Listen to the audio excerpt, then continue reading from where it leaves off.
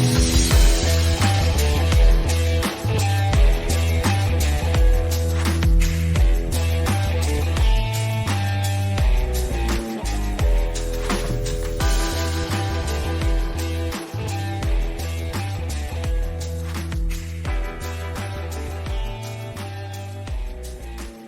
to NAFI's More Right Rudder podcast. I'm Beth Stanton, Director of Publications and Editor for NAFI. This is The Writers Behind the Stories, a bi-monthly series where we get to meet some of the authors who write the articles in NAFI's Mentor magazine. Mentor is a magazine by flight instructors for flight instructors and features an array of topics dedicated to improving the skills of aviation instructors. Today on the show, we have Patrick Howell. Patrick is a graduate of the Citadel Military College with a bachelor's degree in English and Embry-Riddle Aeronautical University with a master's degree in aeronautics. He is a CFI, CFII, MEI, and a Cirrus Standardized Instructor pilot. He is also an FAA Safety Team Representative, volunteer for Pilot and Pause, and is an Associate NAFI Master Flight Instructor.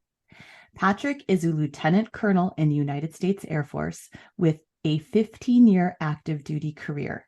He served for 7 years as an instructor and check airman in the B-52 bomber. He is wrapping up his time on active duty and is leaping into the civilian sector. Patrick lives in Omaha, Nebraska, and is a charter pilot at Silverhawk Aviation and instructor at Revv Aviation. Patrick has written several feature articles for Mentor magazine and is the author of On Your Wing, the Meet a NAFI member column that debuted in the July-August 2023 issue of Mentor. He describes himself as a high-energy flight instructor invested in growing smart, safe, and proficient pilots. Patrick, welcome to the show. Thanks for having me. Okay, my first question to you is, how are you a friggin' lieutenant colonel? Like, is that normal for somebody? Like, I always think of colonels as older guys and gals. So are you just like a freakishly talented person that you like went up the ranks so fast? No, it happened on time. About the window to make lieutenant colonels about the 15-year mark.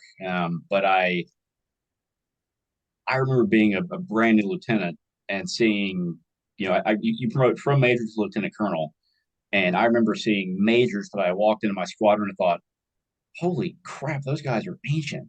And now I'm probably, 4 or 5 years past that. So it snuck up on me real fast. I think not so much from any particular talent, just the fact that, I stuck around. So You're so modest. So it was just the passage of time. Yeah. Being marginally good at your job helps, but, you keep your nose clean and you do the things you're supposed to do, and you check the boxes and do the jobs and have the experience, and sometimes it works out for you. So, well, I'm very impressed with this. I'm also, one of the other things I want to talk about is English major aeronautical. yeah. I met you in person last Oshkosh, so 2022 Oshkosh.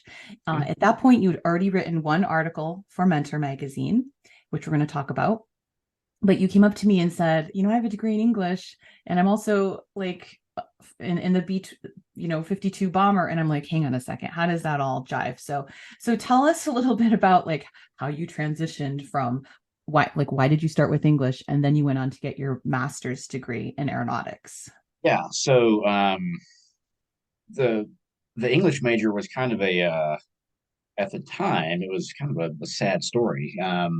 So I'm sure, like a lot of people that probably listen to the podcast and read Mentor, I've wanted to fly since I can't remember. My first thoughts as a kid were, I want to fly. So, knowing nothing about general aviation or having known in my family that was into general aviation, I thought, well, I'll join the Air Force and fly. So that was my goal that I was working toward since, again, I was 5 years old, and my kindergarten teacher goes, Patrick, what do you be when you grow up? I'm like, I want to fly for the Air Force. So, the Air Force a lot of time prioritizes technical degrees. So I was in high school and I wanted to, go to college. So I applied for the scholarship, for an ROTC scholarship. And you generally have a better chance of getting the scholarship if you apply as a technical major. They don't just give you a scholarship and say, pick your major. They say, are you going to be tech or non-tech? So I picked physics because I took physics in high school and I liked it. We are doing all kinds of, cool experiments like, hey, hit your teacher with an egg from the top of the football stadium. And I'm like, this is cool. I want to be in physics. So I applied to be a physics major. Um, got accepted to the Citadel and showed up and forgot one important thing that math and I do not agree. So my first semester was passable. My second semester, my freshman year, was deplorable GPA wise. And the Air Force said, "Remember that scholarship we gave you? Sorry." Um, so that was a bit of a wake up call. But it ended up being a blessing in disguise because I took a English comp as every other undergrad does the freshman year, and I took an English class, and I was like, I kind of like this. So once the constraint of having to be a technical major was removed by losing the scholarship, it ended up being kind of a blessing in disguise because I got into a major which I actually really liked, and I knew I was going to get commissioned. I knew I was going to go in the Air Force. So at that point, the major didn't really matter; it was just getting the degree. So I've always been a reader. I've been an avid reader since you can probably see the bookcase behind me. Since I was in middle school, and what's a better degree for a reader than English? Read books and write papers about it. So that's how that happened. And then the B-52 happened because I had, I was getting commissioned and they said, hey, who wants to fly? And I said, duh. So, they go, hey, put in for a pilot, navigator, whatever. So I got picked up for navigator training, and went off to San Antonio, Texas, and then did well enough in my navigator training where I more or less had my choice of what I was going to fly. And as I was thinking about what I was going to say for the interview earlier, I was a sophomore in high school when 9/11 happened. And I think that kind of, I was already going to serve, and now I'm really going to serve, right? That's just probably every red-blooded American, teenager's like, I'm in. So, I wanted to be, there was a war on, and I wanted to be a part of it. Young, dumb, and like full of gung ho. So get to navigator training, and the biggest, baddest airplane you can fly is the B-52. So that's what got me there. So that's how I became an English major, flying a 8-engine, 488,000-pound strategic bomber. Well, I just had to ask you, and thank you for explaining it so beautifully, because it is kind of a head scratcher, and I, as many people know, was an English major, and I majored in English because it involved the least amount of math. And then I became a pilot, and in the course of becoming a pilot, I realized, becoming a pilot is all the stuff I didn't think I could do, and then it's like, well, I actually can do this, and I'm good at it. And so I guess life can really bring us into some really improbable places. And I'm sorry, but the B-52 is quite the badass aircraft. And I'm sorry, like everybody, like, I think that alone is like, just, I mean, I know you're married, but that would be a really good way to pick up chicks, like a B-52. Because I mean, it's such an iconic, cool airplane. So, okay, on that, tell us, now you wrote about in your second article, Why I Teach Flying, you spoke about one of your experiences you had instructing someone in the B-52. And that was in the March-April 2023 issue of Mentor magazine. So people can go read that article. But can you tell us what is one of your favorite things? What was one of your favorite things instructing in the B-52? Because, listen, come on, this is not a Cessna. Yeah. So the way just like any other professional aviation organization works, right? There's upgrade pathways. So in the B-52, you start out traditionally is a navigator. So you're like the co-pilot, quote unquote, right? As far as you're in the, just like upstairs, there's, right seat, left seat dichotomy. Downstairs is right seat, left seat dichotomy. So the navigator traditionally sits in the right seat downstairs, and then you stick around about a year and a half. You upgrade to what we traditionally call the radar navigator, which is basically the bombardier position. Sometimes I date myself with this reference, but I tell people if you've seen, Dr. Strangelove and James Earl Jones in that movie, I'm James Earl Jones. So how cool is that, right? Like I'm basically Darth Vader. Yeah. But anyway, so you do that, and then you upgrade to instructor. But usually you're in an operational unit, so you're instructing people that are already qualified, but you may be doing things like recurrent training or upgrade training. So then we lovingly call it the schoolhouse. So it's what's really known as the formal training unit. So it's where everyone comes to get their initial B-52 training. So I said, there's kind of a few different paths you can go down in your career, and I said I want to go be a schoolhouse instructor because I thought that was just about cool. So to kind of get back to the question, that was kind of the neatest thing as an instructor, was taking these newly winged aviators straight out of their navigator training, or even, because we always say you're not just instructor navigator or an instructor pilot, you're a B-52 instructor. So it's not just I know my own job. I know about the weapon system or the plane, and I know enough about the other crew positions to help inform them from my crew position how to do their job better. So you're taking these, young 22, 24-year-old Americans that are, brand new, freshly winged Air Force aviators, but you're teaching them about this incredibly complex weapon system. And the B-52 is it's a 50s era design, right? So it's not, human factors wasn't a thing. It's not ergonomic. It's insanely hot in the summer, and it's not that warm in the winter. It's noisy, it's shaky. The pressurization is 1950, so it can be kind of fatiguing to fly the thing. But it's really rewarding to take these people, and in the course of a 7 or 8 month course, they can't hardly turn the thing on to they can be a functioning part of the community and employ, and we call it fly, fight, and defend the jet. So that was cool. And then you kind of develop a bond because it's a family, really it is. We call it the buff, big ugly fat fellow.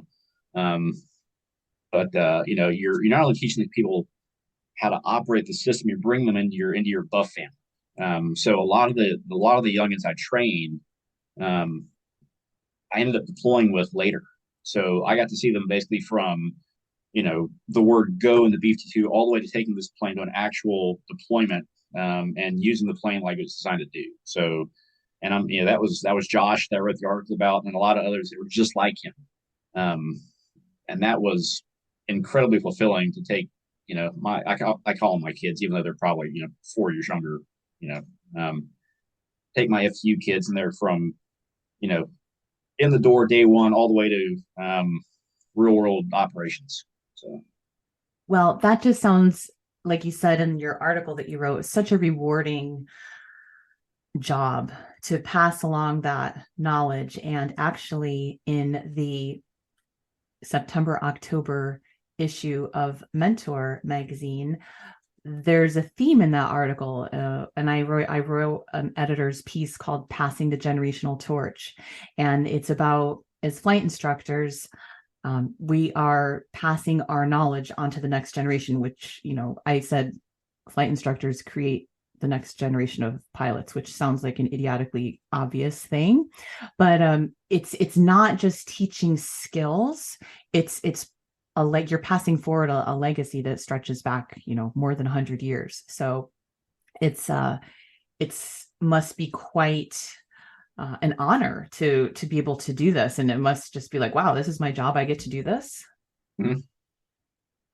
Yeah, it was. And again, you talk about an airplane that was, all our jets were manufactured in 1960 or 61.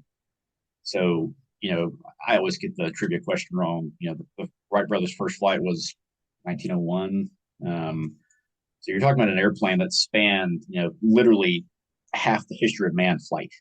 So that's pretty cool. You walk out of this thing, and sometimes you're kind of like, I get to go fly this thing today. I look at the first time I saw one, I'm like, how does it fly? Like Yeah. how does the behemoth fly? So I just think that's such a cool part of your story, Patrick, because there's not a lot of flight instructors that have had that experience. Like you said, you got to pick and choose, and that was cool that you got to choose that. I wanted to talk about the couple of things. One was so let me ask you a question. How long have you been a NAFI member, Patrick? Since the day I passed my CFI check ride, Which was August 12th, 2017. excellent. I, So, I literally, I remember the DPE asked me the question about how you're going to make sure you're doing your professional development as a CFI. And my answer literally was, well, I'm going to go home and assuming this check ride goes well, I'm going to join NAFI. So, and what did you think NAFI could offer you? uh, I think exactly what I'm getting. You know, professional development, growth, um, new ways to think about things. I learning from the experience of others. Um, I always say that you're never going to live long enough to learn, everything you need to know by yourself. So learn from others. So, um, and I think that's why things like this and mentor and all the online content are great because you're getting all this experience. Well, this was the perfect segue. I swear we didn't set this up ahead of time, you guys, but perfect segue. So Patrick's first article that he wrote for Mentor magazine, which, as I said, appeared in the February 2022 issue. Patrick tells a story about how he got a little sideways in a flight because he got a little dehydrated heat stroke situation. And I thought to myself, I love these types of stories. They're almost like I did this, don't you do this story. It's almost like a confessional story. And it's these types of stories I love because they're vulnerable. You put yourself out there on record saying, I did this and it probably wasn't the best idea. This is what led up to me making these decisions. And I won't do that in the future. And maybe you've done this and you shouldn't too. So I really love these types of story, Patrick. So tell us a little bit about the situation and then why did you decide to actually write about this? Because this was your first article for Mentor, I believe. Um, so I think something I've brought from being an Air Force instructor is we have these things. Every flight that we fly in the B-52, we write this thing called a debrief focal point. And it usually starts with something like, why did this happen? Why did this go this way? Or, why did this not go according to plan? And usually there's contributing factors. So we'll say, well, this happened and this happened and this happened. And then usually there is a root cause, and we'll say, and the root cause of this going sideways was this. And there's always an instructional fix. So we've got contributing factors, root cause, instructional fix. And I guess in a way, I kind of framed that article almost like I'd write a DFP. I said, well, hey, this could have gone, really bad. It ended up not, but I thought the lesson was important to put out there. And the other thing with the Air Force debrief is, it's always crucial to set your ego aside, to take your own pride out of the equation and go, hey, look, like this is objectively what happened and what I did wrong and what I could have done to fix it.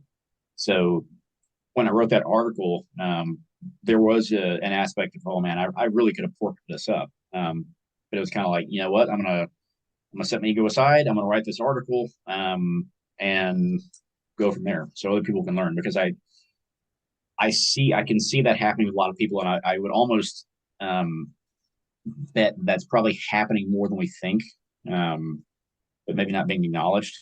You want to So just explain in a just very brief, so people are like, what happened? So just kind yeah, of yeah. very brief to explain the So situation. I'm in Minot, North Dakota, right? So North Dakota is not usually known to be a very hot and humid place.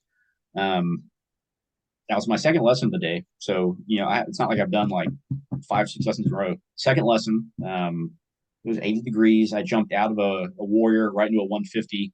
Maybe I think tossed back the Coke and the Snickers and hopped right back in. And we're on the downwind for I think like our third pattern. And all of a sudden I'm like, hey, something ain't right. I'm not I'm not up to snuff. Like this isn't working.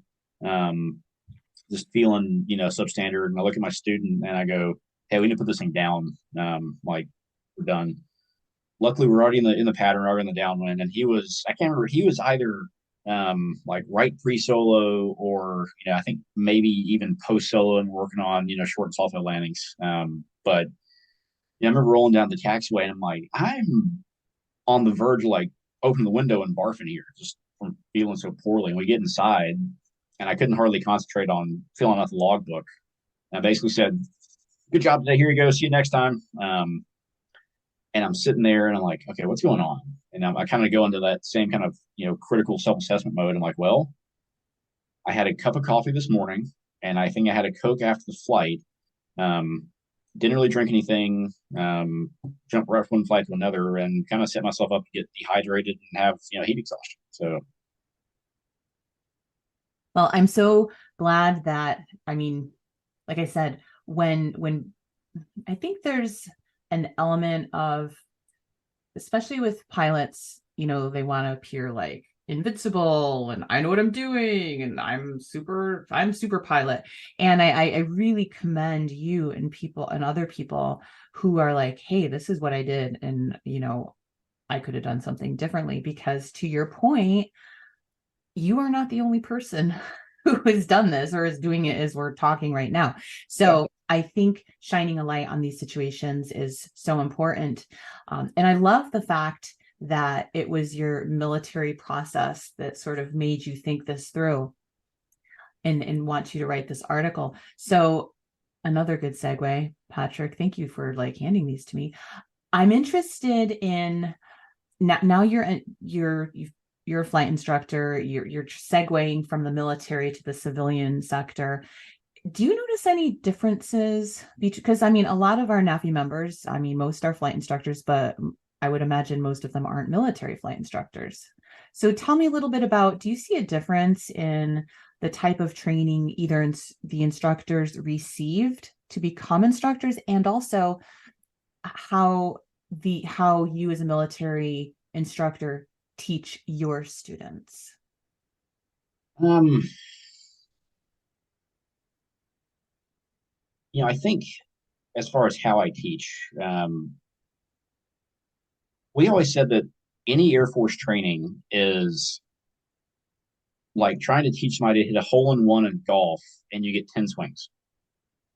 And some people can do it in 8.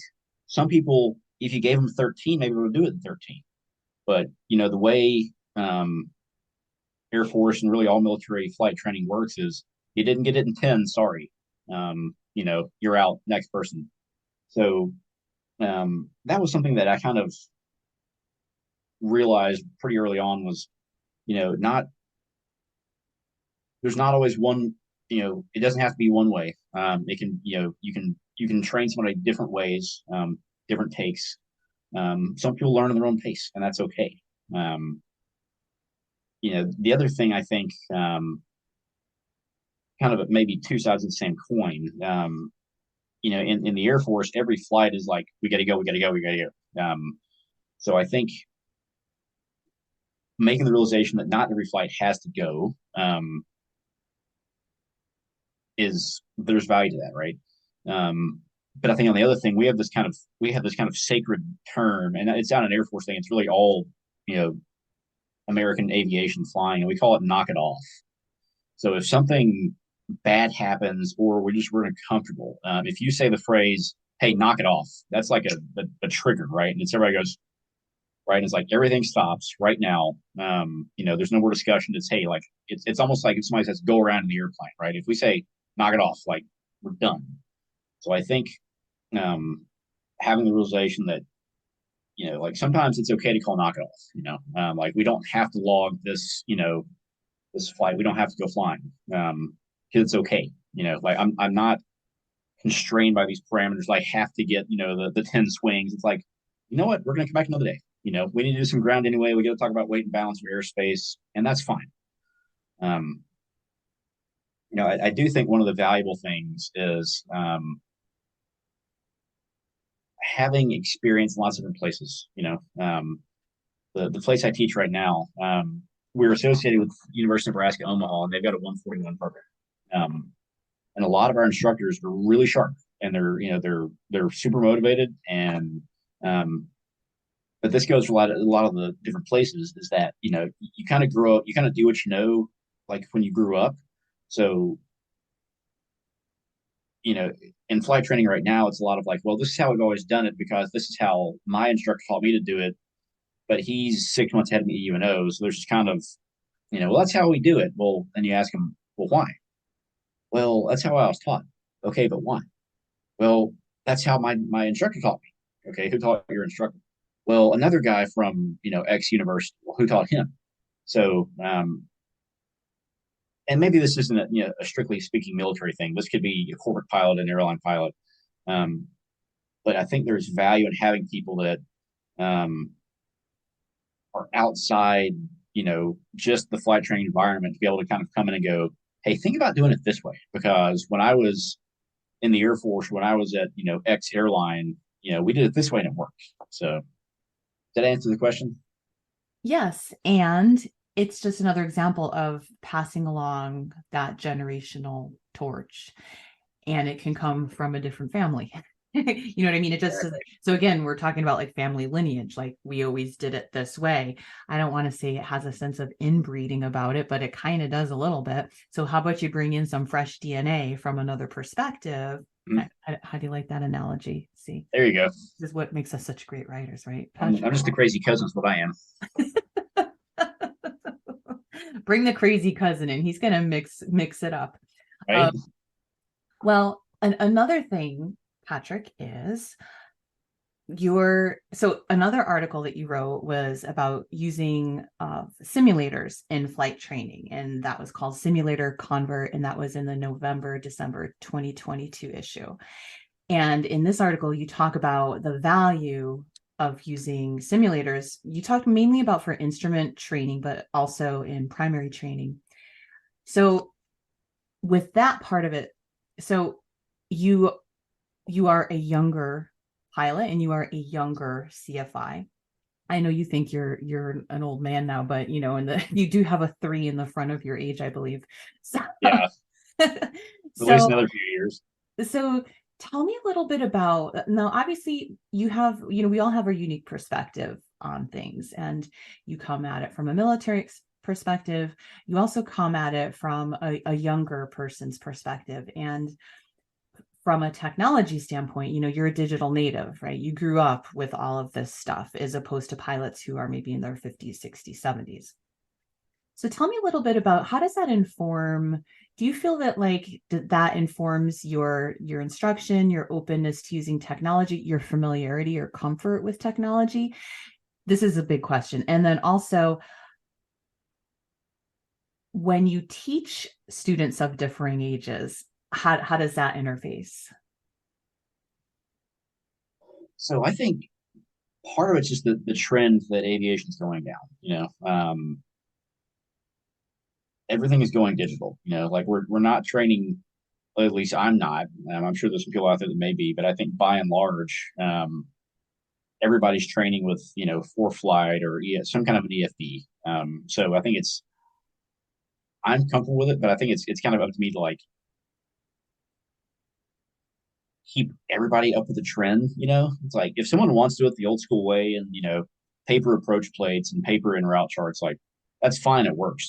But I think it can help people to go, hey, here's an easier, more efficient way to do this. I think as far as the simulator, there are so many things I can do to a student in a simulator to help them be better. Not just to check off a training box, right? Like I'm not just, for instrument training, I'm not just going to go make them do an ILS in the simulator just because it's a simulator and it's cool. I can do things like, hey, let me fail their static system and see if they catch that, or one of my guys who just passed his commercial check, but he's the one in the picture with me in that article when he was doing his instrument rating. I was being a little old school and I made him do an NDB approach, but I failed his attitude gyro, and he was in the middle of his procedure turn in the simulator on an NDB approach in the weather, and I failed his attitude gyro, and he knew something wasn't right. And he looks at me and goes, "What did you do?" And I just kind of went, and I don't think he got out of that before the simulator went, big red screen. But we talk about in flight training or in CFI training about law of intensity and law of primacy and all those learning laws. It's like that was a much more intense experience by him seeing something but not realizing it, rather than just me taking two plastic covers and covering your stuff and go, "Here's your partial panel." But that led to a much more effective training session, I think. So I think as far as your point on the age thing, it's a great time to get into aviation. There's a lot of people coming to aviation, a lot of young people coming to aviation, and even more than me, they're going to be iPhone digital natives. So they may not want to do things with paper chart, and I think that's fine. So it's kind of up to me to evolve to meet their wants, their needs, and to fit them how they learn best. If you pull out a paper sectional and they're like, "Yeah, it's paper." I'm like, "Okay, we can use an iPad. That's fine." So, well, it's funny. So I trained to get my pilot's license in 2010, mm-hmm. and my instructor didn't even let me use the GPS, the very rudimentary GPS on the aircraft, until it was like almost ready for my check ride. He wanted me to do everything with the E6B flight calculator and charting with pencil and paper and all that kind of stuff. So now, whatever, 13 years later, see, math majored. Everything's, just stick your iPad on your knee board and go off. So it's just different now, and that's okay. So is there not that trend where it's like you need to be able to do it on paper and pencil? Like, is that, or is flight instruction getting away from that? I guess the way I do it is I kind of do a hybrid method. I still will teach the first cross country with a paper sectional and a paper nav log and an E6B and a plotter. But the reason I'm really doing it is not so much because I think that's what they have to use, because once they get their license, they can use it if they want. I think it's a lot easier to show the fundamentals. It's like, hey, here's why the wind correction is the way it is, or here's why the ground speed's the way it is. And it's not just, if they put a number into the iPad and it gives them something goofy, they've got the context to go, that doesn't look right. Let me dig more into this, rather than just, if they've never seen, using a whiz wheel or using a plotter. I personally feel like there's a bit of a trap there. They'll just trust whatever the iPad tells them. If you at least teach them a little bit old school, they can go, I don't like that. Let me dig. Or why is this like this? Oh, there's a really heavy crosswind at altitude, or something like that. So I don't know. I honestly think of myself as a little bit old school for doing it that way. But I think there's value in both. What is the norm? Do most flight instructors do that? Again, I know, you don't know every flight instructor instructing, but is there a general consensus amongst flight instructors as we should still teach it this way, just to kind of give people a baseline? Or do you see people going all old school or all 100% digital? I think it's a generational thing. I really do. I think it's how you were brought up, what your instructor taught you, and maybe, your age, the instructor, and your student's age. So, I'm sure there are lots of instructors out there that are probably a lot like yours were, that were completely old school. And, you can have an iPad when you're done with your check ride. And I think that's fine. That's one of the great things about aviation. That's like I kind of said in the opening. There's no one right way. There's multiple ways to get the same outcome. And if you want to be an iPad native and do it that way, that's fine. You want to do paper sectional and, complete hand plotting, knock yourself out, and it works. I heard something a while ago, and I'm going to tell this story because I'm sure my partner's brother will not be listening to this podcast, but he's of millennial age, and dude cannot read a map. Like he like his whole life he just had this to get him places, GPS. Like the skill, and I've read some research that like the people of a certain generation like literally don't know how to read maps. And I would think that if you were training to be a pilot and you had only known about GPS to get around, that could be a liability. Yeah, I would think so. But again, I think it's how you teach it. You can use the iPad. We're still going to look out the window. We're still going to look at the stopwatch and go, well, I see, whether I'm reading off a paper sectional or my iPad, I should still see like, this town or this highway or this lake at this time. And that still works. And I will say, thinking about it, when you're in the air, you have a very different perspective than when you're on the ground in a car on a surface street. So Mm-hmm. that is right, because you have more of a perspective of, because you're like looking down at the whole earth. Mm-hmm. Like you said, mountains over there, ocean over here. Okay, I'm going north, I'm going south. Mm-hmm. So that's a good point. So, Patrick, tell us, there's some this is a really exciting time for you. I mean, you're entirely shifting gears, 15 years in the military, and now there's this whole new world of civilian aviation that you are going for. And I understand there is some King Air training for There you. So is. tell us a little bit about like what's next for Patrick. So everybody maybe asking the question, was in the Air Force, why does he have a beard? I'm in this DoD program where if you're going to get off active duty, you can intern with a company for 4 to 6 months. So I applied and got accepted, and that's what I'm doing the King Air training with. So I'll be flying with Silverhawk Aviation in Lincoln, Nebraska. It's a Part 135 operator. I finished ATP CTP last week, and I'm going to King Air simulator training with flight safety next week. And if I don't stooge that up, I'll be flying King Air 90s here by the end of September. So. Well, after the B-52, how hard could it be, Patrick? We'll see. We'll see. So. Well, so in the September-October issue of Mentor, there's an article by a NAFI member named Joe Stoller. It's actually a reprint of an article of when he was getting his multi-engine rating. And Joel just retired from the airlines, and the retirement age for the airlines is 65, but you can still fly commercially for other, not the major airlines. So he went and learned how to fly a King Air. And what they told him when he started, now this guy has 25,000 hours and lots of different aircraft. They told him, this is one of the hardest type ratings you'll ever get. And he did it, and he said they were right. Yeah, So what is it about the King Air that's such a challenge? I don't know. Well, My you'll find assistant out, I chief. suppose. But I'll find out. Yeah, my assistant chief told me the same thing the other day. I imagine for one thing, there's a lot going on.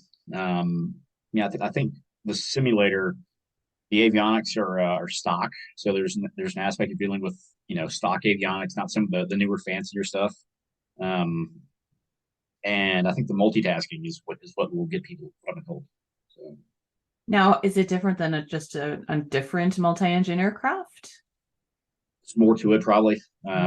More powerful, bigger engines, single pilot the way I'll be doing it. So. Well, Joel actually did write and submitted an article about what the training was like. Maybe I should forward it to you. Yeah, I'll need to read that one. I can study up. We're going to publish that in an upcoming issue of Mentor Magazine, and maybe you'll have to write about your experience. Yeah. See how it measures up. So, Patrick, thank you for sharing all of your background with us. You really have. It is a unique, like I said, everybody has their own personal unique story, but yours is pretty cool.